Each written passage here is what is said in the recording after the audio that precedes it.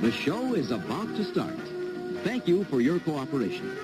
Enjoy the show, and please come back and visit us again.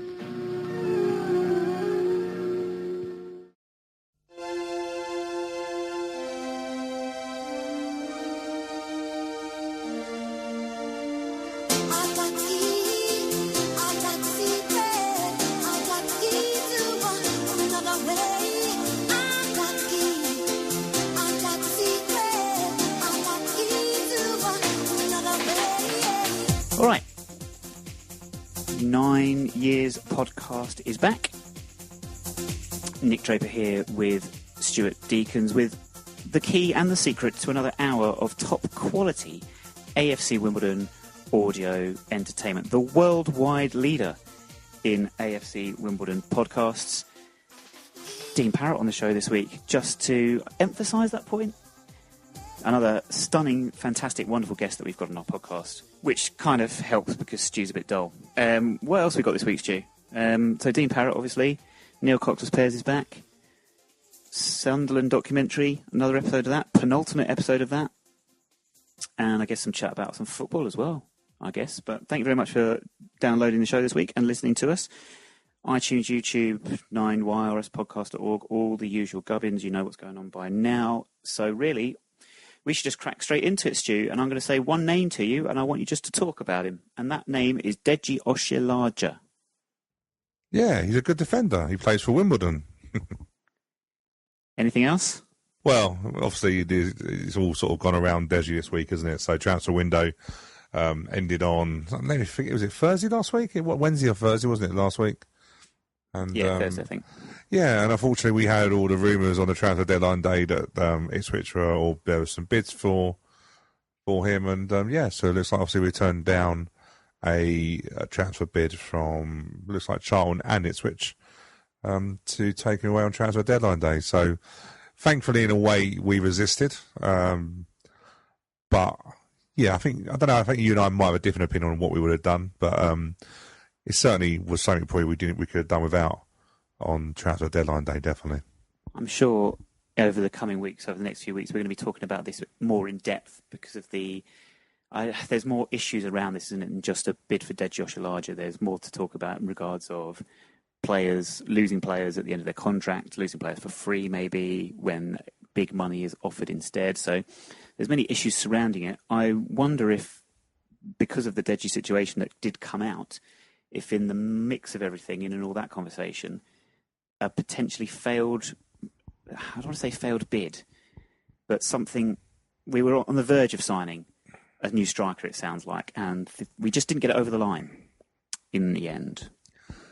Yeah, so there was some rumours going around that we were interested in a striker transfer deadline day.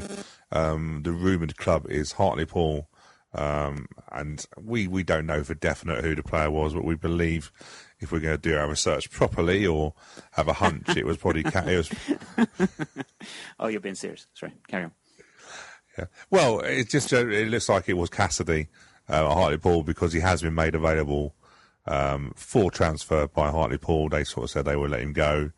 Not too sure whether he wants to go, judging by what I was reading, but yeah, he is Hartlepool. I think Hartlepool obviously see him as a valuable asset that they can probably get some money now being in a conference.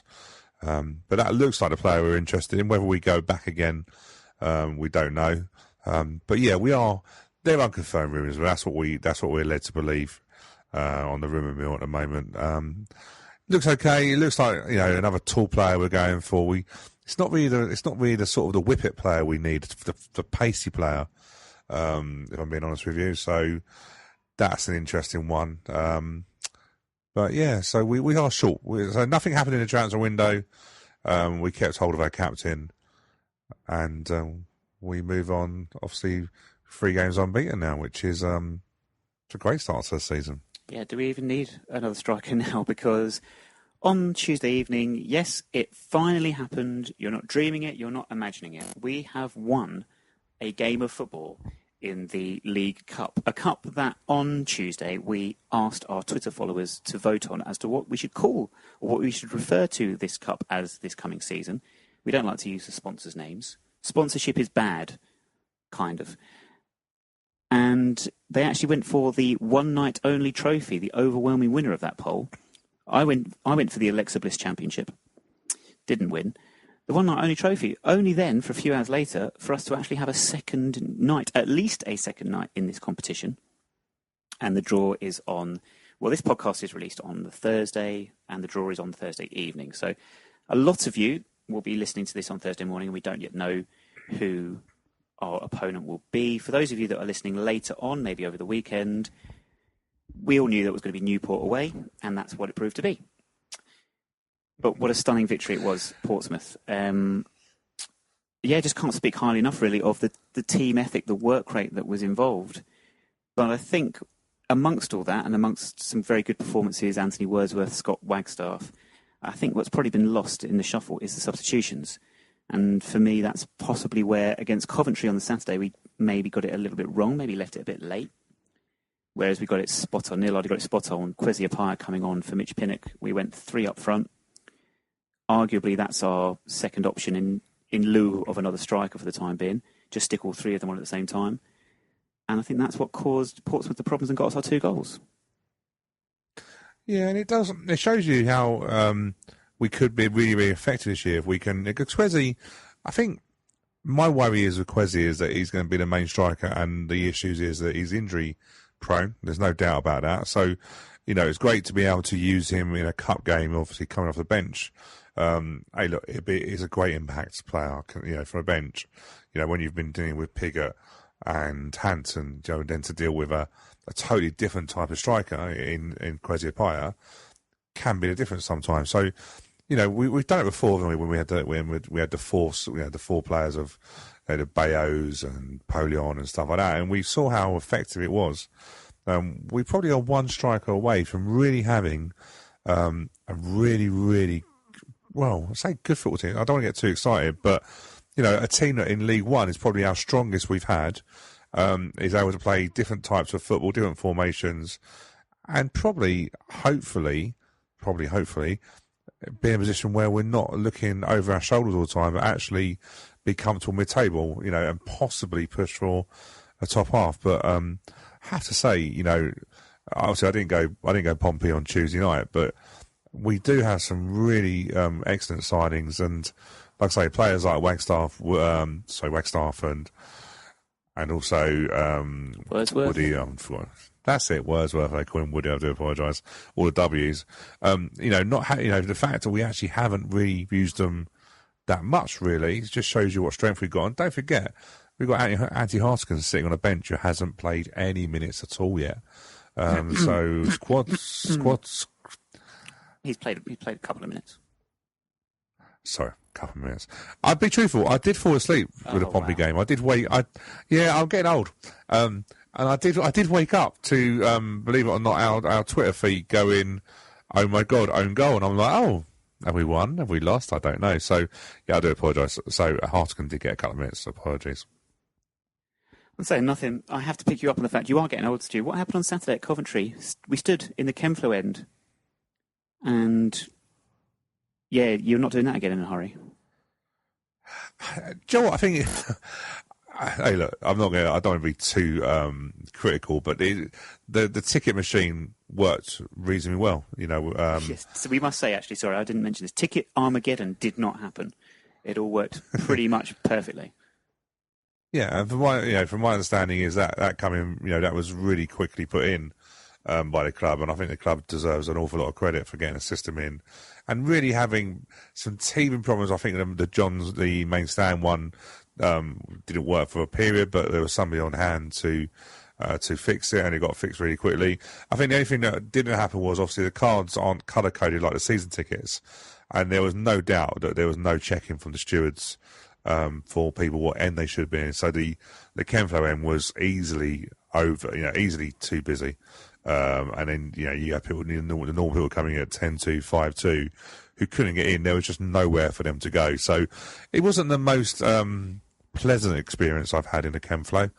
But yeah, I'm getting a bit old. I probably will do it again, but I don't think I'm going to do it on a game that is a sellout like that, because it was a little bit too packed. I'm not sure if the sentence or the phrase that's not the most pleasant time I've had in the chem flow is a euphemism or not. But I might just park that one and leave that one there. To go back to your point, though, you're right. This squad, as you say, we've got options, quality players coming in. Is it just a case of having signed better players, or is there more to it this season that has given us a lot more positivity? I mean, for me, and Kevin Boris can tick this off on his 9 years bingo, attacking intent in the games I've seen so far, where we've actually looked like we've wanted to actually go out and win the game. I'd go as much or as far to say that on Tuesday night, Portsmouth were like us last season. Felt like they were trying to just bore the opposition into submission and not even attempt to score. And they were made to pay for it because we had the momentum with us in that second half to go and actually get the winner. Yeah, sure. Sometimes you can overcomplicate the game. You know, football's as people sometimes say, is an easy game. It's just a ball that needs to get into the opposition goal, and sometimes you can overcomplicate things. I think we've been guilty of that. I think Neil Hardy understands that we have. You know, sometimes you can play a pass for passing sake, or you can play 5 passes where actually one ball directly into your forward gets you an awful lot quicker. I think this year, the squad has an identity. I think Neil Hardy has rightly so looked at what do we need, and you can sort of see now the team has a clear strategy what it wants to do. We've brought in younger players. I think let's not forget we've actually paid some transfer fees this summer. I think if I remember off the top of my head, we're probably looking at 4 or 5 players that we've actually paid a transfer fee for. I think if you include Piggott as well, I think you probably get to about 4 or 5. But these players obviously are decent players, and we've had to pay fees. I think we've realised now that we can't keep going on the freebies all the time. You know, you've got to sometimes put some money in. And I think we're starting to see a little bit of the success of doing that. I think Nuardi's had a great transfer window. And, you know, some of the players he's picked up, Wagstaff Wagstaff's quickly become one of my favourites already. And we've probably not seen much of him. How the hell did he play defensive? You know, Neil Hardy said when he got him that Gillingham played him as a defensive midfielder and he thought he was a lot better going forward. I think he's proved that already. Absolute waste as a defensive midfielder. I think you've got goals in him, a lot of energy. And of course we've got Pinnock, who has already become a crowd favourite easily at the moment. Here's something, though, about Pinnock that I will say now and get this out of the way because it's going to be unpopular. I don't think he gets in our starting 11. I genuinely don't think that. I think if you're going for your best 11, I wouldn't put him in there. I think Wagstaff... It is controversial, but I think Wagstaff and Wordsworth are just a little bit better. They've got more experience, of course they do, and they've got a little bit more match fitness in them for this level. I think that's probably where Pinnock might have struggled a little bit in these early stages, is getting up to playing 90 minutes to the same level. Yeah, I agree. You know, there was. I know we were speaking to a few people after commentary, and apparently when his number went up to be sub, I think he started clapping as well because he was blowing out of his proverbials. But that's natural. You know, he's come from the conference into League One, and the pace of the game naturally is going to be quicker, isn't it, and stuff like that. Joe, I get what you're saying. I think at the moment Wagstaff is doing enough to give Nuardi headaches in terms of do I start him. What I would say, I think Pinnock is actually better on the left. Better on the left of the midfield rather than the right. And with Andy Bartram, we know Andy Bartram's form can really just go from hero to zero in nothing. So I think, personally, Pinnock is there for competition for Bartram, and that is probably where I would put him. Bartram had a storming start to the season, but I think Pinnock gives you more than Bartram does in terms of height, set pieces, and the balls he put in. You know, if you're going to play Hansen, then you want Pinnock in there because Bartram can't put that quality of ball in, but Bartram can run somebody into the corner. And so I suppose there's different types of players we've got this year. That's what I was going to think. If you were to put Pinnock on the left and Wagstaff on the right, for example, are they a little bit too similar? Do you want a little bit of variety? Maybe someone like Bartram that can, as you say, take his player on and get to the touchline, and then Wagstaff who can perhaps sit a little bit deeper and get his crosses in from further back. Well, I think the beauty is that you and I are not say disagreeing, but there's actually different ways we can play now. You know, that's the beauty of it now. We're not as so predictable. Because the one good thing I like about Wagstaff is that actually he can play wide right, but he's not frightened to come into the central areas. Whereas sometimes you'll get a winger who would just stay out wide and won't come into the box or anything. Whereas Wagstaff, when he came against Coventry, played more of a central position, but was then quite happy to go wide. I think we have Wordsworth. Obviously I didn't see him play on Tuesday at Pompey, but he really excites me. When he was playing for Southend, I just remember how you used to think, crikey, if this player keeps getting the ball, he's just hurting us all the time, capable of a goal, set pieces. I think our recruitment's been really, really good, and the loan window hasn't shut yet. We probably are 2 players short. So if we've still got to add to this squad, I'm excited. I've gone from absolutely dreading going to games last year to now thinking, do you know what? I want to go to as many games as possible. Yeah, definitely. And that's a good thing, And I think for all the criticism Nuardi got this last year, I think he deserves all plaudits. And what I would say very quickly is one of the guys who kept shouting Nuardi out all the time last year caught me on the end of the Coventry game and started saying Ardley in. Wow. So I know fans are fickle. But I think Nuardi's done a lot to swing things around, and actually he looks a lot happier, doesn't he? In interviews, he looks like last year he looked like he was 55. Now he looks like he's probably not as old as that. 55 like you are to 25 like I'm nearly. Few things I have to touch on as well there. I think Anthony Wordsworth, absolutely agree with you. There was a really nice balance in central midfield with him and Tom Soares. I think that worked really, really well. I don't think Trotter gets back in either, but we'll not discuss that one for now. Controversial, not surprising though. Do you know as well, Rod McDonald made his debut at centre half, full debut for James Hansen as well, and Tyler Garrett. But everyone was solid. Everyone had a good game on Tuesday night. McDonald looked very impressive again. There's competition there for his centre halves, which is always good. One area of weakness, perhaps, then, last thing we'll touch on for now, is right back. Is that potentially where teams can get at us? Because we've got two inexperienced players in that position, and with players of that age, you're going to get inconsistency. I think we saw that on Tuesday. Tenai not in it as much as he perhaps has been before. So is that just an area of perhaps concern? Possibly. When you've got young players, that's always a concern you have. And what you do say when you have younger players is the consistency is what they lack. So you're right, they can have a good game, a couple of good games, and all of a sudden have a bad game. And that's when sometimes you got to withdraw them and go, we'll give you a break. Maybe that's the reason why we've got 2 kids competing for a right back place. So, when Tenai Watson's had a little bit too much game time and just needs to be taken away from the first team, then Civic comes in. I did say on the podcast I was quite disappointed that we've gone for a loanee when we've got one of our own right back, but I'm starting to be a little bit convinced actually that Watson I've been really impressed with. Gives us so much energy as well. Is it a weakness? You could argue last year that Barry Fuller was a weakness in right back. I forgot what it's like to see a right back going forward and really joining in with play. I think there was one point where we played a ball to Tenai Watson, who literally was on the touchline and of the opposing area, just couldn't get a ball. I wouldn't see us doing that last year.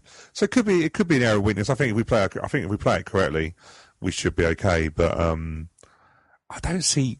Of course, there's weaknesses in every team, but I just see a lot of positives this year, and I think it's going to be an exciting season. Elsewhere in League One on Saturday, second round of fixtures, we are, for the first time this season, Stu, we are running late. But sounding great. So very, very quick, just pick of another League One result that took your attention on Saturday.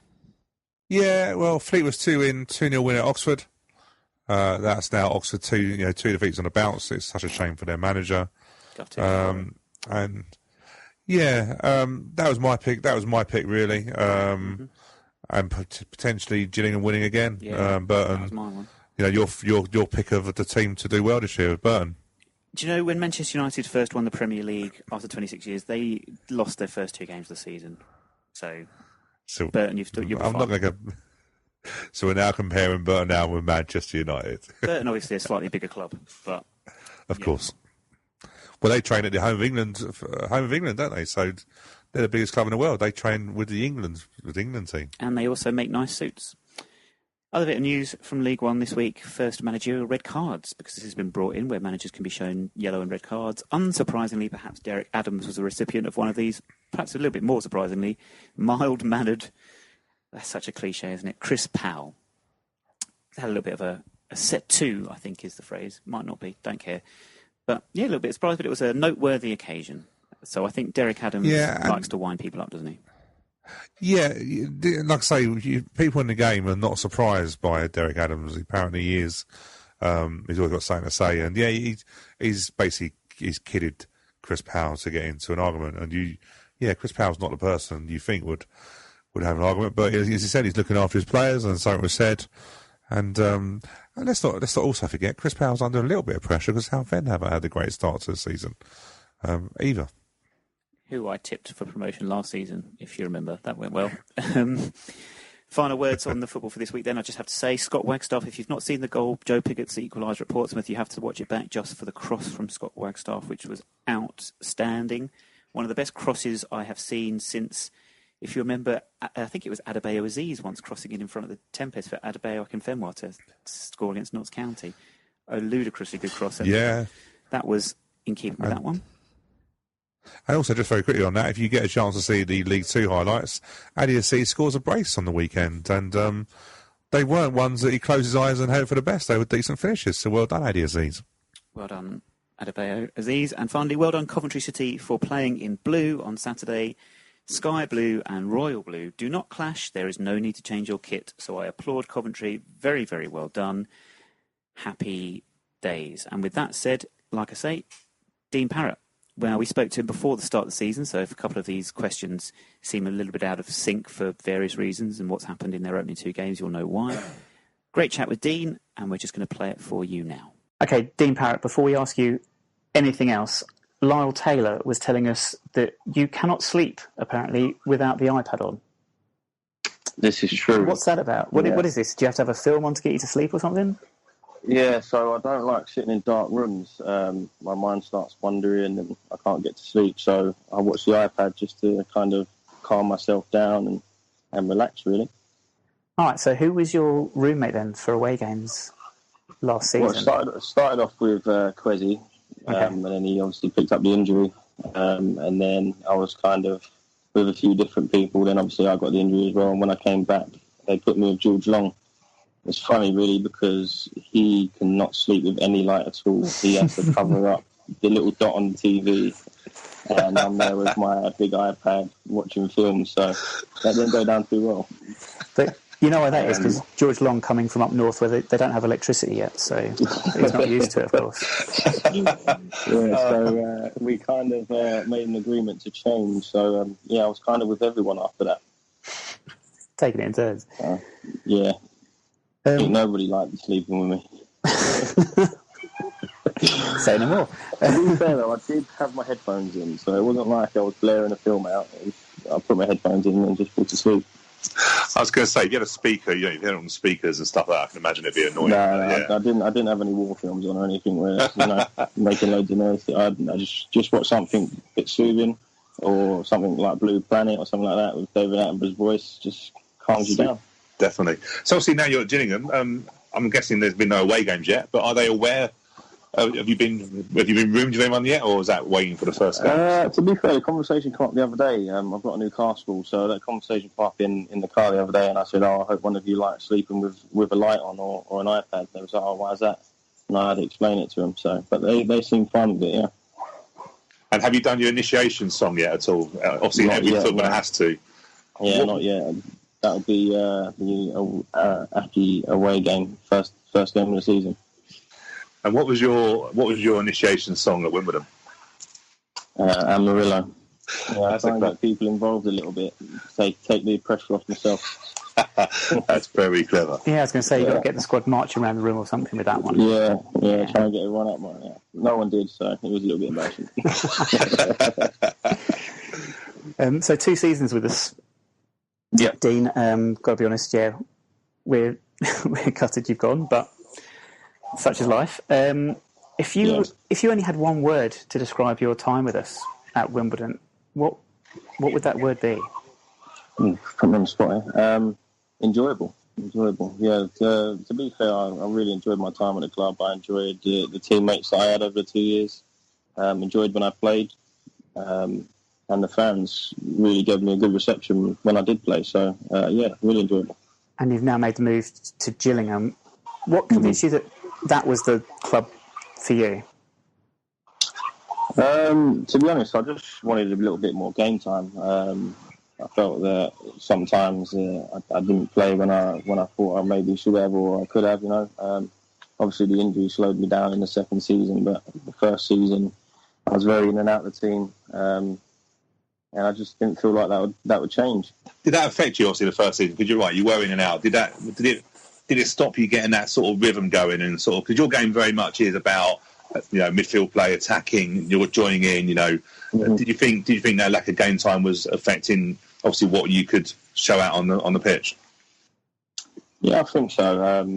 I think also in the first season I got 6 goals and 12 assists, which is probably one of my best seasons, and I didn't play as much as I could have, I thought, which was a little bit disappointing for me. So it was hard to take. Obviously, coming back the season after, I had a little run before I got injured, and then missed quite a lot of the season, and felt it took a little bit longer than I had hoped to get back into the team. So I just felt it was time for a new challenge for me, to be honest. You mentioned your stats there. I was looking at it, and I remember actually, I think you were top 4 assists in the first season. Absolutely, however many it was. I think, but over the course of your time with us, I think you got 8 goals as well. Yeah, couple of spectacular goals you scored for us. But I have to ask you, one of them against Oxford at Kingsmeadow. Mm-hmm. Was that your goal really? Does the keeper not get an OG? Listen, the VAR and goal line technology, don't come down to the one back. That was a classic, wasn't it? All day, yeah. That was a classic, wasn't it? That's one of the crossbar, wasn't it? Crossbar and then the keeper. Yeah. I think the crossbar kind of had a bit of spin on it, so it went behind the line, come back out, and hit the goalkeeper. I'm claiming that, yeah. No goalkeeper. no goalkeeper is going to claim their own goal, are they? Do you know what I mean? It's your goal. Exactly. The keeper want to give it to me as well, won't he? So. Do you know one thing I did notice, actually, just looking through your stats? You picked up more yellow cards than you did goals in your first 6 seasons. 6 goals in your first season, but 7 yellow cards. You do like a tackle. No, really? Yeah. Yeah. Sorry, 7 yellow cards in your first season. Six goals. Apparently, I don't tackle. Hey, do you know what? We were just talking about that actually with Darius about the tackle you made Oxford game. Couple of seasons back. When he crossed it into the top corner. He describes it a bit differently, funny enough. Yeah, to be fair to him, I've never seen him hit a ball like that before, especially on his weaker foot. Yeah, on his right foot, yeah. But, that was a great goal, yeah.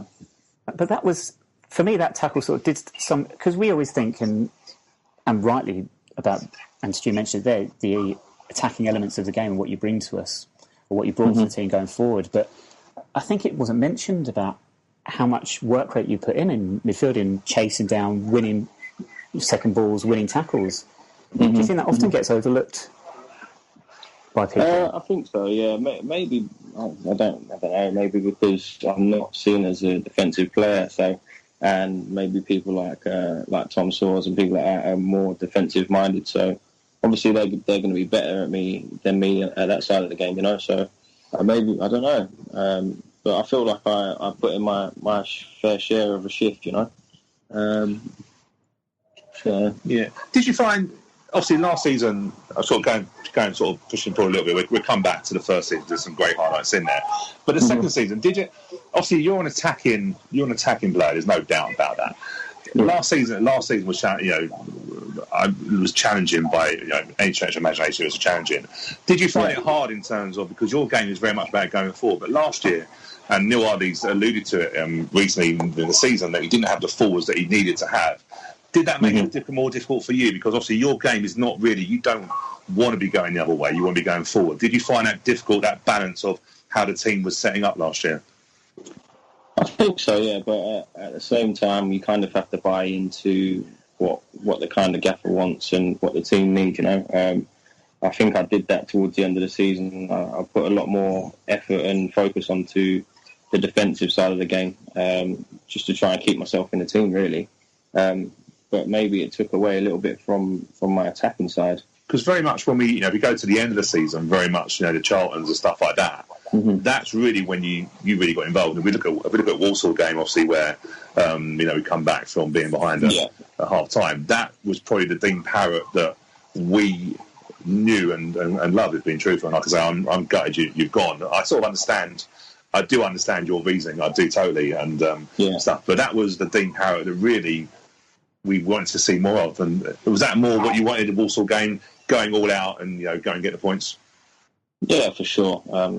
Especially when you're 2-0 down in a game, you kind of have to, and we knew what it was going to kind of take. We had to go and win some points if we wanted to stay in the league. So it kind of got to that point where we couldn't settle for draws anymore. We had to go and get the win. And to be fair to the boys that day, we was very, very good first half, very, very bad. Bad in the first half, very good in the second half. Because Lyle sort of stitched you up. Were you ever going to let him take a penalty? Well, he'd already missed one, hadn't he? So I think it was right there. Did he try? Did he try to get it? To be fair to him, as soon as we got the penalty, he was like, "You have this," and I was like, "Okay, no problem. Thank you very much." To be honest, I always put my name in the hat for the penalties, and I think I had 4 at Wimbledon, and I think I scored all of them. So I always said to Lyle, "Come on, I ain't missed one yet. It's my turn." I was going to ask that, because looking through, you did. I was going to ask you if you'd missed one, because I couldn't remember you having missed one for us. I couldn't find anything on the stats or anything like that. I do remember you scoring a number. Have you ever missed a penalty? Like in your career, have you ever missed a penalty? Yeah, I have actually. Yeah. Okay. Just the one, though. It was for Stevenage. We was playing Wickham away. And it was similar to the Walsall one, actually. It was like pretty late on in the game, pretty much last kick of the game. And, the keeper made a good save. And I was gutted that day. I made a vow that day I'll never miss another one.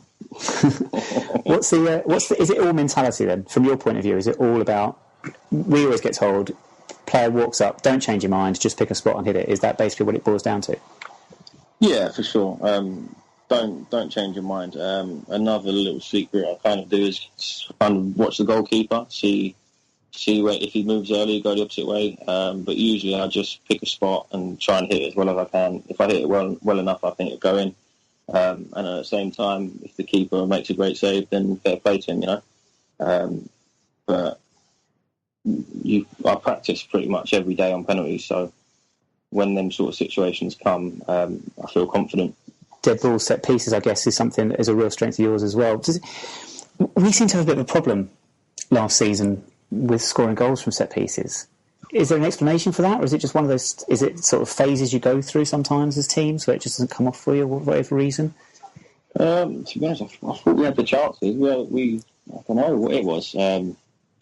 Sometimes it just it doesn't drop for you. The season before, I think I got 10 assists from set pieces. But I don't know what it was last year.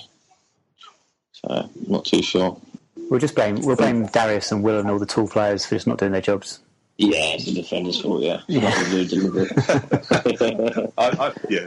one of those shows I put in the area and you didn't get across and get the ball? Yeah, it's definitely that, yeah. Looking back, you mentioned there you missed a penalty for Stevenage. You actually played against us once for Stevenage. I don't know if you remember this, or if you have any memories of this. Was that in the cup? I think it was in the cup, wasn't it? I think we had a couple of cup games. We also had a league game. So the season we got promoted from League 2, we secured our place in the playoffs with a 0-0 draw. Oh yeah, I remember that. Yeah, it was. I mean, that you would have only then joined us a couple of months later, actually. Yeah. Had any contact been made by that point? Did you know that a move? No, nothing at all. It was really late, actually. To be fair, one of the turning points in my head when I got the phone call, I actually remember that game vividly, and the fans were brilliant that day.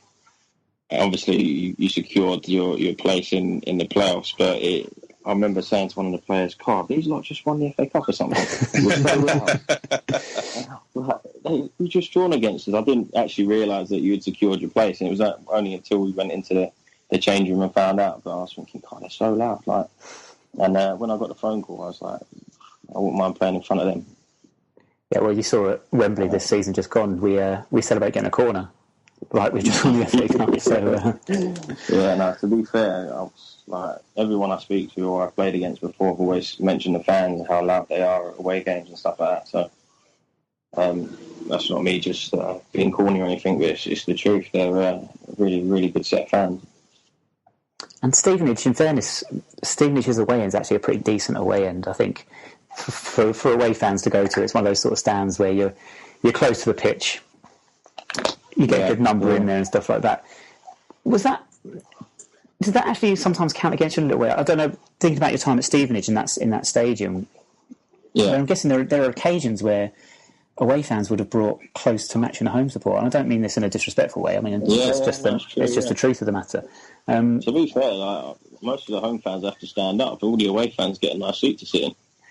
Yeah, that's one of those weird ones as well. It's like Dagenham and Redbridge as well. They give you the best stand for the away fans. I don't understand that. But yeah, that's to be fair. It's quite a nice little stadium. I enjoyed playing there, but maybe you're right. Yeah, because it's right behind the goal as well. And sometimes when the fans are loud, it kind of sucks the energy into there. So like if you're shooting towards your home fans, it makes you want to kind of do better. And there was a few times that we had away teams that done quite well shooting towards their own fans. I always remember Stevenage being quite loud. Remember early on we played midweek, I think, at Stevenage, and I remember the stand opposite the dugouts was always so loud. And I think they kept beating us as well, so that always didn't really help either. You weren't there.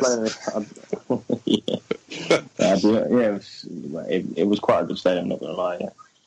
What was it like? So obviously at Wimbledon, obviously it's quite in terms of the crowd on top of you and stuff like that. We did ask Lardis, and I always want to get an idea. Obviously, you were involved in a game against them when we won. We've used their name, they're Milton Keynes. We asked Lar what the experience was like, and you sort of mentioned the fans and stuff like that. What was your recollection of that day? Because obviously, Lar said quite a good thing actually. You don't come as Wimbledon fans. You sort of buy into it. How much did you buy into it? Because you really played with a lot of passion when you were with us. Did you buy into it? And how much did that game? What did that game mean when they come to us at that time? To be fair, that game that meant everything to us, especially winning that day as well. And the atmosphere was so intimidating for them, and it obviously gave us more energy to play. But to be fair, I felt that most games, and I felt that the fans were always behind me. So it made me want to give more and try harder for them. When you have that sort of relationship with a fan, it makes you work harder. You kind of playing for them, And I think that we had that with a lot of the players there, that we try and give everything for them because we knew that you were so behind us. And obviously, because it's a fan-run club, it means more to you guys than maybe some other clubs because it's your club, We like to play a few games with our guests on the show. It might be a good opportunity to play our first one if that's all right. Right. We call it Play With, Sleep With, Avoid. Right, okay. Basically, I'll give you 3 names of players you played with at your time at Wimbledon. Tell us which one you'd most like to be in the same team with, which one you'd most like to hotel room with on away trips. That might be tricky. And then finally, which one you'd just stay well clear of. And So if we go Kwesi Appiah, Lyle Taylor, and strikers. So Tom Elliott. Tom Elliott. Okay. Play with Tom Elliott. Okay. Room with Kwesi. Avoid Lyle. Because he wants to avoid me. What was it about Tom Elliott that made him such a good player to play with? Well, I think I got about 4 or 5 assists off him this season before. I just knew that if he was in there, I could put it on and I put it in there and he'd attack the ball. And he'd hold the ball up to me and bring me into play and things like that. So he was a good player to play with, yeah. As an attacking midfielder, you need the striker to kind of battle and hold it up for you so you can join in. Give you time to get up and join in. And I thought he was brilliant at that. I was going to say, that's the sort of striker, I guess, that suits, it does suit your sort of game, your style perfectly, doesn't it? It helps when you're a set-piece taker as well, someone that big who wants to attack the ball. You're with Gillingham now, I'm trying to think, is it Tom... You still got Tom Eves there? Is he in the squad up with you? Yeah, he's injured at the moment, though. Oh, okay. Oh, is he really? Because he caused us all sorts of problems last year, didn't he? He's a very good player. He was obviously in the pre-season that I saw of him. He's a very good player, but he picked up a slight ankle injury, so I think he should be back soon. I was going to say, sounds like the type of player you'll enjoy playing with. What about midfielders? If we do another one of these, play with, sleep with, avoid. What about midfielders that you played with? Namely, Jake Reeves, Danny Ballman, and Tom Sawers.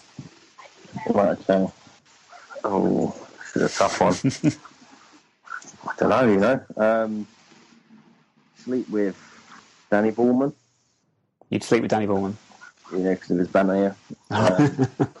Play with... I don't know what, it's so hard, because I don't want to avoid any of them. I'll play with Tom Sawers because he's a defensive player and I'm an attacking, so it suits. Mm-hmm. And sorry, Jake, I'm going to have to avoid you, mate. Jake had largely just cast aside there, ruthlessly. Oh, they're mates, so they're alright, they can stay together, can't they? Them two together would be a nightmare anyway, they can just room, can't they? Yeah. How much of a double act were those two in the changing room? Oh, no, yeah. Oh, yeah, good lads, good lads. Had a lot of fun with them too. Got some quick fire questions for you. Some either or questions, just as quick as you can. Snap answers for each of these if you can. Right, okay. I'll try my best. All right. Well, let's start with Pelican Crossing or Zebra Crossing. Zebra Crossing. Game of Thrones or Musical Chairs. Game of Thrones all day. Monica or Rachel. Rachel. Luton or Watford. Watford. That's a clean sweep, isn't it? That's 3 players out of 3 that have gone for Watford so far. Okay, never mind. Blankets, yes or no? Blankets, yes or no? Mm-hmm. To do with what? Just in general, just blankets. Do you say yes or no to blankets? Yeah. Yeah. I'm not a fan, to be honest with you, but never mind. Dean Holsworth or Dean Gaffney? Holsworth. Sleepless in Seattle or Made in Manhattan? Made in Manhattan. Yes or no, can a boy and a girl ever just be good friends? Yes. And finally, when you're making a cup of tea, do you put the bag in the mug first or do you put the milk in the mug first? Our bag, 100%. There we go. Milk has to go last. Guaranteed your good reception when you return to Kingsmeadow next season with that answer. And as is usual for us when we play this game, we have to inform you that James Shea went for milk first. Did he really? Oh, what a bad cup of tea that'll be. Yeah, and as soon as he said it, he regretted it and he knew he said the wrong answer. Terrible cup of tea. When you catch up with... Because obviously Luton are in our league this coming season. Yeah. So, you'll have to... Yeah, when you see him, just remind him of that one. Tell him to sort it out. Do. Yeah, I won't be asking him for a cup of tea when I see him, that's for sure. No, absolutely not. Dean, thanks very much for your time. I appreciate it. It's been a pleasure. We wish you all the best at your youth club for the new season. And you guys. Except for September the 8th, of course. And I can't promise anything. Cool, nice one, Dean. Thank you very much. I appreciate it. Take care, guys. Bye-bye. So, Stu, have your feelings softened on Neil Coxless Pears? Are you starting to appreciate it a bit more now? Yeah, it's a lovely game. That's convincing. I'm just not very good at it. Hey, I think you got better last week, if memory serves me correctly. Yes, I think I'm getting a little bit of the hang of it now, but I'm not going to try and be too confident because, that will just end up with egg on my face. Yes, egg on face, most definitely. Now, this week the theme is, because in honour of us actually winning a game in the one night only trophy, I have decided to go for AFC Wimbledon players that have scored in the League Cup. It's quite a tricky one. Okay. I actually think the first one is the hardest because of the Wimbledon player, whereas the other half of the question is a lot easier. So let's start. I'm going to leave that one till a bit later. Let's start with this one. So, first half of the question is centre-half who scored against Brentford in 2017. I'm thinking, was it Paul Robinson? Did he score against them? Yeah, Paul Robinson. And then that was a guess. Well, you've done well. And the second half is the country of Sadio Mane and Papa Bouba Diop. And El Hadj Diouf, I think, as well. It was where Patrick Vieira was born. Okay. So Paul Robinson Senegal. Yep. I'll give you that. Paul Robin Senegal. Yeah, there you go. Paul Robin Senegal. Right, that's it. Done. We're quitting out. We're done. You can't quit while you're ahead. Otherwise, most of us would end the season now. Okay, that's a good start. Right, let's try this one then. Scored away at Crawley in the preliminary round in 2011, and also at Millwall a couple of seasons later. Was an attacking midfielder. Luke Moore. Very good. And then the second half is a religious movement called the Church of Jesus Christ of Latter-day Saints. Say that again? Okay, right. A religious movement, which is actually called the Church of Jesus Christ of Latter-day Saints. It's like a name for the movement that goes with it. They have a book. No, I ain't got a clue. Not got that one. It's fairly straightforward. You might kick yourself. It's Luke Mormonism. So the Mormons. Oh. Cool. I get half a point though. All right. I'm making my own rules up now. You can see I've got you. How about this one? Now, the second half of this question is the easiest one of them all, I think. However, the first half, I'm not sure if you'll remember. You might do, though. I might be impressed. Scorer of the opening goal away at Peterborough in 2016. Oh, wow. Chris, what was it? Chris Whelpdale. Are you sticking with Chris Whelpdale? If I give you I swear it was Chris Whelpdale. Okay, well, stick with him for a second, because then when I give you the second half, you might work out whether you want to stay with that. So the second part is the now deceased presenter of Supermarket Sweep. Right. This is Dale Winton. Dale. Yeah. Chris Dale Winton. Yeah. Magic. When it works so well, doesn't it? And the only reason I remember that is because that was probably one of the only games that I think It was a header, if I remember properly. It was a near post flick. It was a header from a corner. Yeah. I know. It was, because I remember thinking he can score goals, because we all knew that, and then it all went, pear-shaped. Yeah, sadly for him. Final one this week then is the wrestling one for those listeners that love the Graps. You'll get the first half, Stu. He scored away at I don't know if you will actually. He scored away at Stevenage in 2012. I don't know if you remember who actually scored the goal that day. Scored away at Stevenage in a league, I'm guessing, 2000. They're all League Cups. They're all League Cup goal scorers. Of course they are. Oh wow, I remember this well, because I snapped my kiddies then, and I was in the home end, because that's where the disabled section was. Oh crikey! Who scored that day? So it was League Two. We'd have had. It wouldn't have been Kedwell because he didn't stay with us. Boo. I can't think. No. I will tell you, it was Brendan Kiernan. Oh, wow. I would not have guessed that. No one would have done. Did he really score? Yeah. Whilst on the pitch with Louis Harris. That was the worst Wimbledon team. Oh, ever. Louis Harris. That was the player that we were basically told was going to be a great player from Wolves, and you should take him. I doubt we've seen him play, and then we realised. Perry Brown said he had great passing ability, but aside from passing wind, none of us ever saw it. Passing through the first team, wasn't it? But anyway. Oh, well. Second half, then, you will never get this, you won't know this, but it's the leader of the Full-Blooded Italians, a former member of ECW, leader of the Full-Blooded Italians. I'm just pausing for any wrestling fans that are trying to work it out, and then I'll reveal, because Stu, you won't know, the answer. I won't know. Is he called Paolo? Brendan Kiernan Paolo. It wouldn't work. I'll try to think of an Italian name. Brilliant. Gianluca. Yeah, that's not. Yeah, okay. Just get all the Italian stereotypes out now. What Giovanni? Is that said that one yet? That's the only. They only have 3 names. These Can't think of any others. Gianfranco, have we had? Brendan Chiernunzio. There we go. There are people that fast forward through that bit, no doubt.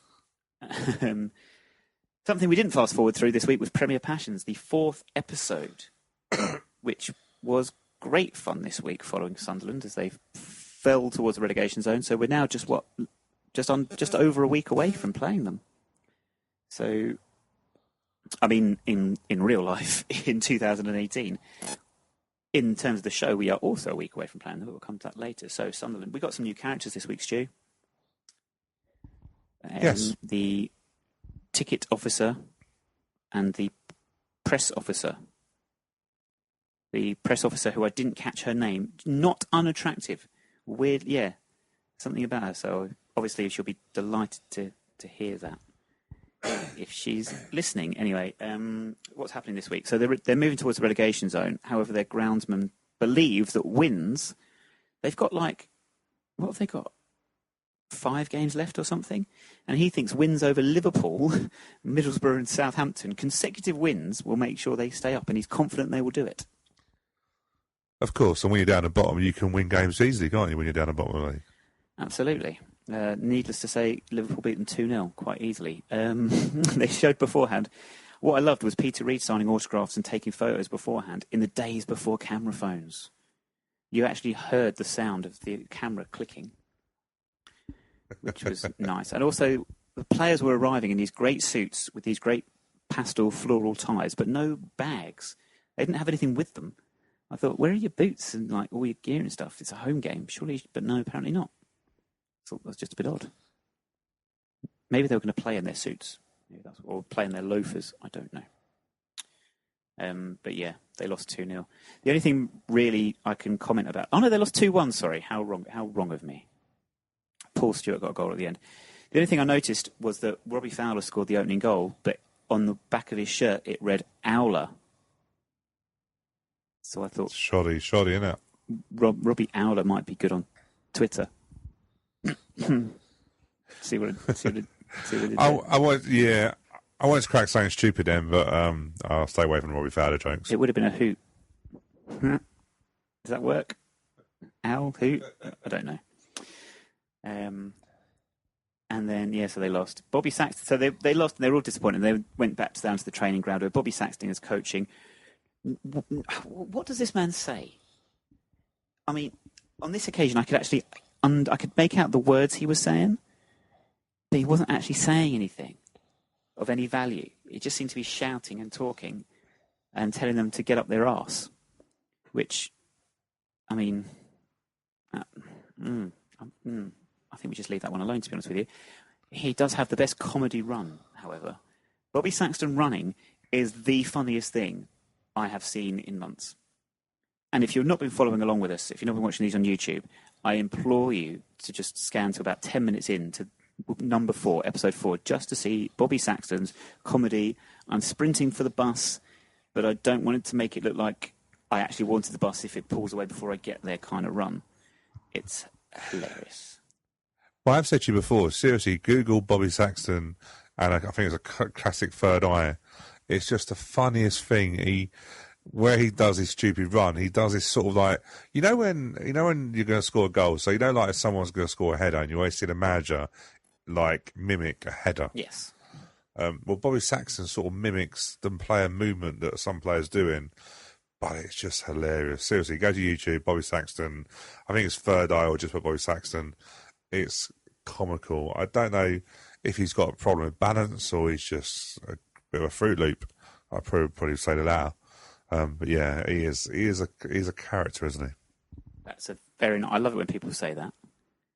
When they come out with, he's a character. It's like, yeah, he's a bit of a dick. That's basically what we mean when we say that. Yeah. Yes. So where are they? So they're getting worried now because of relegation, and season ticket sales at the Stadium of Light are stalling for obvious reasons. And they're thinking about how to get around this problem. So they've come up in a marketing meeting with 2 options to sell season tickets. Option A, or scenario A, is that they stay up and they're in the Premier League. And then the second option doesn't seem to be one.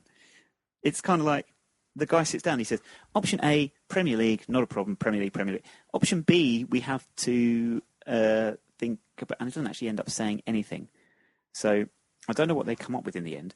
The only thing of note, again, is the fact that for the first time I realised that Bob Murray, who is the chairman, he sounds just like Declan Donnelly. It was like, when you hear his voice, and you're like, it sounds familiar, you can't quite place it. It's Declan Donnelly. And that's all now I'm going to think of when I see him from now on. So I would say he'd need to get someone to stand next to him at all times, but probably not anymore.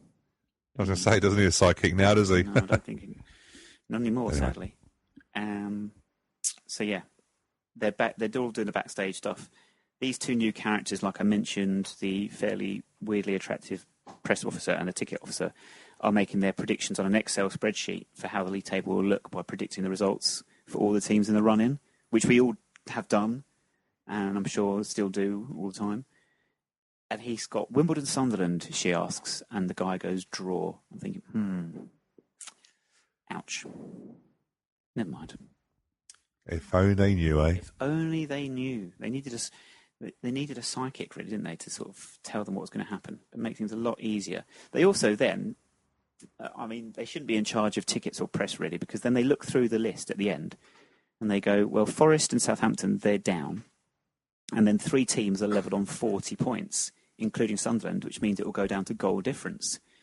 But on the screen, there's quite clearly another team that have got 39 points that they don't mention, which means Sunderland stay up without any problem.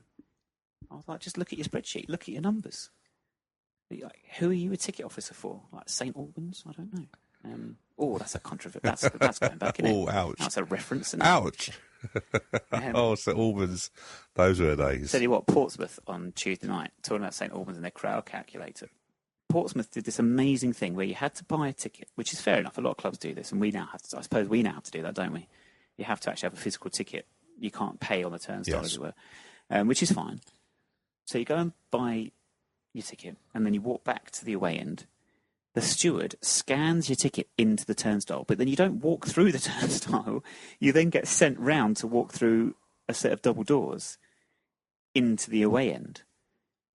All very odd. Lovely. The steward that sorted us out even admitted to us. He says, this is a bit stupid, but that's what they're doing. But you're right, though. Like, a lot of teams, you're right. You can't pay cash on turnstiles nowadays. That's near impossible from my experience of away games. But what does annoy me is when you get a ticket office, it's nowhere near the away end. And then you have to go and then walk back. So there are some clubs that do tend to have their ticket. I think Oxford, for one, have their ticket office right next to their away terrace. But it does. Yeah, I get it, but there are some clubs that are a little bit behind in the times. Mentioning no names, Portsmouth. It's a strange. Well, they're a big club, so they're a big club, aren't they? Do you know what I mean? And they surely should be. They'd be gutted to lose they'd be gutted to lose to a small club like us, just like Coventry were. Gutted to draw to a small club like Wimbledon. Portsmouth is a strange club. Also, League Cup slimmed down the programme. Every club does it, fair enough, smaller attendance and what have you. Portsmouth produced like an A2 sheet of paper that folded up. So you've got a big team photo of Portsmouth and 2 pages of content for £1.50. Cheers, guys. Thanks. Really putting the effort in there. Right. We're off on a tangent again. Middlesbrough away next for Sunderland at the Selnet Riverside Stadium. As if to emphasise the point, Niall Quinn in the build-up is shown talking on his old-school brick cellular phone, including aerial that you had to pull out and prop up. Amazing what technology has done, really, hasn't it, in such a short space of time. And Niall Quinn was talking to his wife, apparently, and recalls the story of once he was on a away trip and phoned her up. Or no, she phoned him up, and he was 300 miles away, and she said, there's a mouse in the kitchen. And she said he had to come home to get rid of it. And obviously he couldn't, clearly. So apparently she didn't go in the kitchen over the whole weekend until he got home, which I think has got to be grounds for divorce. I don't think anyone would object if he said, look, I can't be having this. You can't be out the kitchen for 3 whole days. It's just not on. It's a mouse. It's a mouse. Come on. The mouse would have found its way out anyway. What's it going to do? What do mice do? I mean, you have those killer mice, obviously, but they're rare these days. You don't really see many of them about. Exactly. Come on. Yeah. She needs to man up that. Yeah. Oh, yeah. Narrator says that Middlesbrough are having an extraordinary season. However, they've got to 2 cup finals and they've lost them both. I'm thinking, no, that's a lie. That's a lie. At this point in time, the FA Cup final had not been played. So that's bad continuity kind of thing. They obviously knew they were going to lose, didn't they? Yeah, we all knew they were going to lose, didn't we?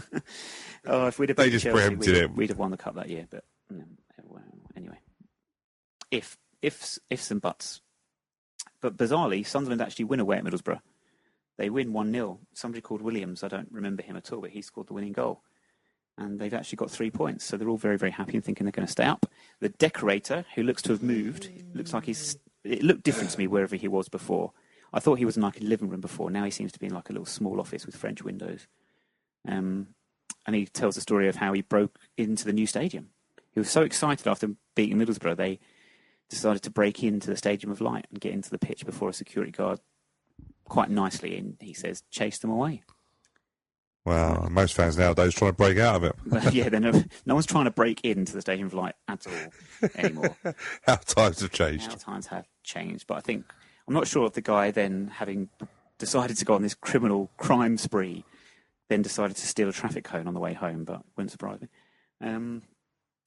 And now they're just hammering the games. They're going from game to game to game. Southampton at home next. A safe 3 points, according to the narrator, which means obviously that they lose. Egil Ostenstadt scores the only goal of the game. He did score goals for them. Scored a lot of goals in a struggling team. Eyal Berkovic playing for Southampton at the time. In fact, Peter Reid singles him out, giving his team a rollicking, saying, even Berkovic is making tackles. You know that you're in trouble if he's working harder than you are. And he just says, I don't care about losing, I just care about losing shite. I thought, what a great line. Lose the game, but don't lose shite. I thought, brilliant. Eyal Berkovic, eh? Crikey. Yeah. Love to get kicked in the head by somebody. Did he love to get kicked in the head by John Hartson? Well, I say he loved it. I won't say he loved it, but I do remember seeing that footage and thinking, it'll do for us. Yeah, it's kind of a typical old crazy gang style, isn't he? Yes. So they're all depressed and everything, but then it's on to the next one. It's Everton at home. It's the final ever game at Roker Park. So lots of memories from all the people doing the talking to the camera, the talking heads and all this business. Decorator says that all seated stadiums are not much fun. He's going to miss the cold. I thought, okay. It's the first thing he said that's made any sense. Cold weather is better. Official, objective fact. He's quite right. Football is always better in the winter, you see. Under the lights, like Roker Park was for this game. Under the lights, a little bit of a nip in the air. That's proper football for me. None of this sunshine, I don't like it. So, yeah, Everton at home. Unsurprising. Now, this was brilliant, because not only was the chairman now reminding me of Declan Donnelly, but in the crowd celebrating the award of a penalty for Sunderland is Ant McPartlin. It was unreal. It was his doppelganger in the crowd. I couldn't believe it. I mean, you can't miss that forehead. It was clearly not him, obviously, but the look, it was quite scary. I thought that's a great look. A lookalike forehead.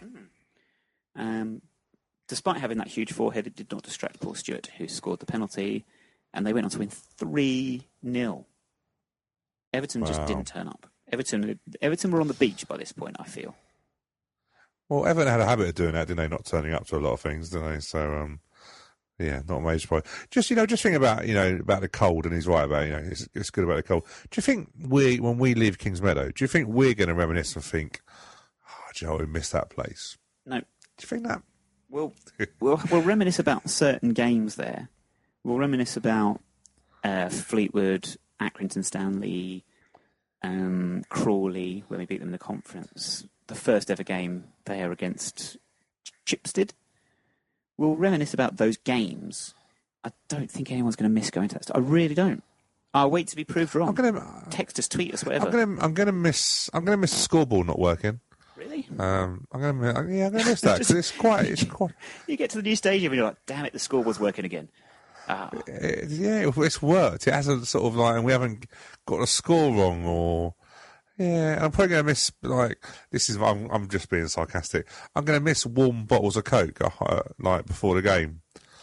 Who sells warm bottles of Coke? AFC Wimbledon, by the sounds of it. I'm going to miss that. There are things I'm going to miss. No, I just think you're right, because Roker Park was such a legendary, wasn't it, for Sunderland fans, and they ended up just getting basically a stadium that looked like everyone else's stadium. Yeah, that's the problem. There's no character. But yeah, I just wonder what we're going to miss. Maybe our listeners can say what they're going to miss about Kingsmeadow, if anything. We have to do a show just on that. What are you going to miss about our old stadium? Is it when the overflow car park floods and we can't use it? And also think about it. Will we do like what like Arsenal have done and West Ham have done, and like have real sort of like laser shows and cabs coming onto the pitch and? Come on. No. We will have Ivor Heller interviewing Lee Sidwell and, let's say, Chris Gell.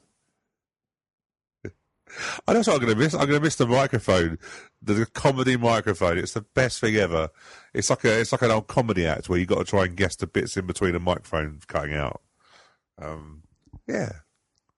I'm going to miss a lot about Kingsmeadow, you know, all the fun times we've had. But I definitely want to see us having a laser show, fireworks, and all that for the last game of the season. Kingsmeadow does annually have fireworks on fireworks night, so we could actually do this. But what will happen? You know what will happen when we do it? We'll muck it up. We'll muck it up somehow. We'll set fire to some part of the stadium, burn it down. Chelsea ladies will force us to pay for the damage because someone's not put the insurance in properly, and then we can't afford any new players in our new stadium, and we end up getting relegated back to non-league. That is what we would do. Anyway, sorry, we digress. A 3-0 win in the last game of Roker Park. That's brilliant. Yes. And that leaves them all feeling happy because they don't want to go down. One of the talking heads, I think it's the girl, says, it's just not the same outside the Premier League. First Division football is not as exciting. I mean, you've had less than a season in it. Like, you can't really make that judgment. And you're also wrong. I've on record as saying the Championship now, the old Division 1, is the best division of football anywhere in the world because it's the most competitive and surprising and exciting. The Premier League is, oh my God, it's so dull. This week was so boring. How many teams failed to score this week, by the way? Like, at least half of them. Yes. And when one of your top six teams is being beaten at home by the champions by so ridiculously easy, you're thinking competition is dead. Anyway, that's it. They show the table. Forest have been relegated. I think we sent them down with a 1-1 draw at the City Ground, I believe. I think Øyvind Leonhardsen might have scored a bit of a worldie. 1-1 draw meant they couldn't stay up, and it goes to the last day of the season. It's the hope that kills. And it's the final game away at Selhurst Park. A memorable occasion for all of us that were there, and we shall revisit that next week. It is the final episode next week. We'll be on YouTube shortly. So there's a bit of a delay getting episode 4 on YouTube, if you are following along, which I know a number of you do. That was a bit of a delay this week. Sorry, YouTube was being a pain in the backside. It just would not upload the video. But we got there eventually, and episode 5, the final one, will be up there as well very shortly, if it's not there already, ahead of our reuniting, I don't know what the word would be, something or other, with Sunderland on the, what would it be, 25th? Yeah, 25th of August, so. Does it feel weird when you're playing teams like Coventry, Portsmouth, Barnsley, Sunderland? It feels like this League One is just full of teams, big teams. It feels like I think, you know, if you remember last season, we had the Blackburns and Wiggins. It felt like, you know, oh crikey, big team. But to me now, it feels like we're just forever playing big clubs now. Funny you should say that, because listening to Kenny Jackett after Tuesday night's defeat, when he said, disappointing to lose to Wimbledon, but now we have to concentrate on the big games coming up with Oxford, Bristol Rovers and Doncaster. And when he said those 3 teams' names, I thought, oh, League One is rubbish, isn't it? I thought, that is properly League One. I don't think you can get more League One than those 3 names, actually. No, and looking at the Pompey forum, interesting that they're getting a little bit unhappy with Kenny Jackett at the moment, and some people are calling for his head already. Oh, they're rubbish. Actually, we haven't mentioned. We're going well off track, but they were rubbish. They have to say they were rubbish, and they've set up 4-1 at home, 1 striker up top, trying to bore everyone into submission. I wouldn't be watching that every week, I must admit. It's functional, but it's dull as anything. Barnsley on Saturday, who have played 2-1-2, scored 6, not conceded.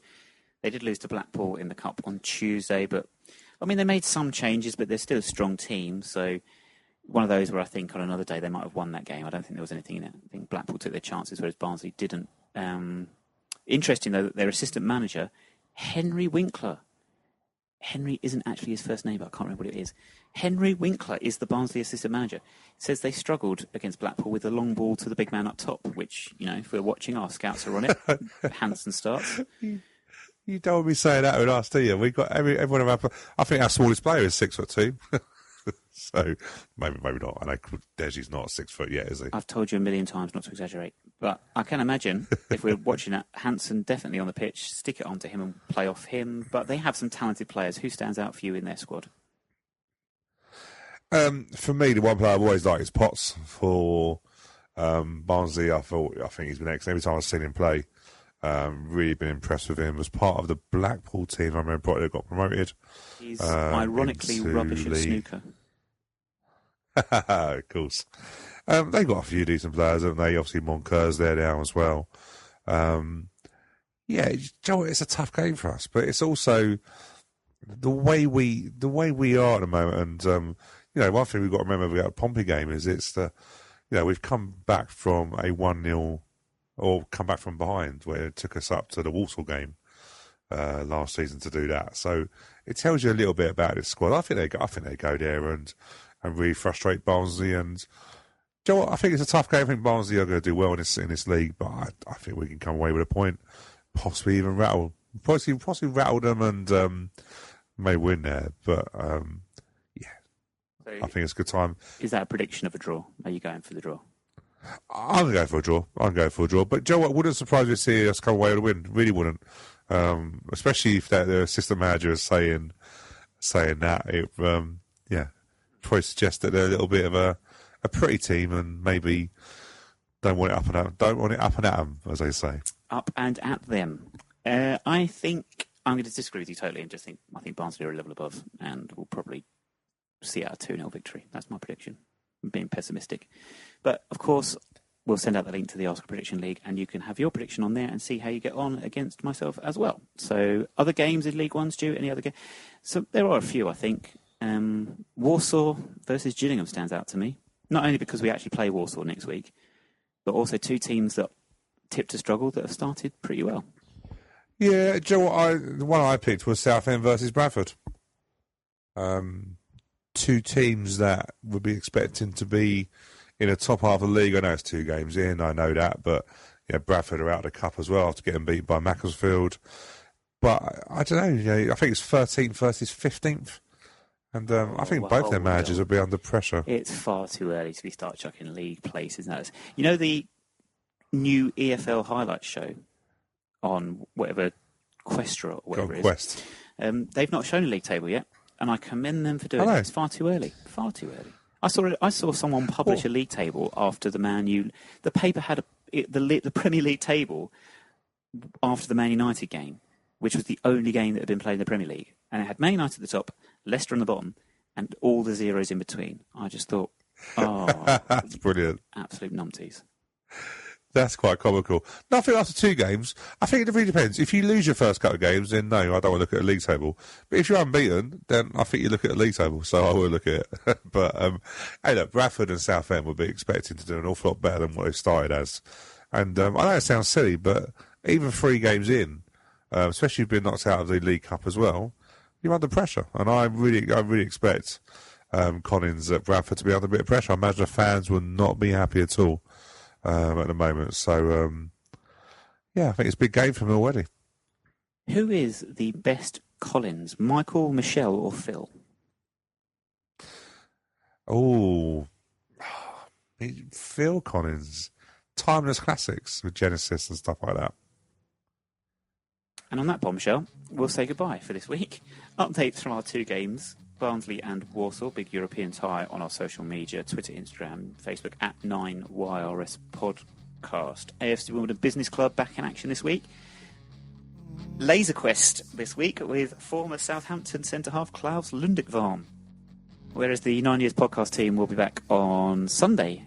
Mark Hendricks will be on Love Sport Radio from 8 p.m, so tune in to that. And we'll be back next Thursday with a look at those 2 aforementioned games and the final episode of Premier Passions and Neil Cox's Pairs and something else that we have not yet decided. There's a big wrestling show this weekend, Stu. Can we review that next week?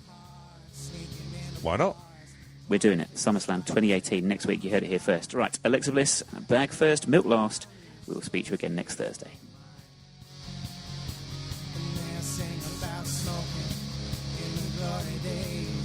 Chasing the ones they got away. Lord, I could spend this whole damn night dreaming about the sweeter time.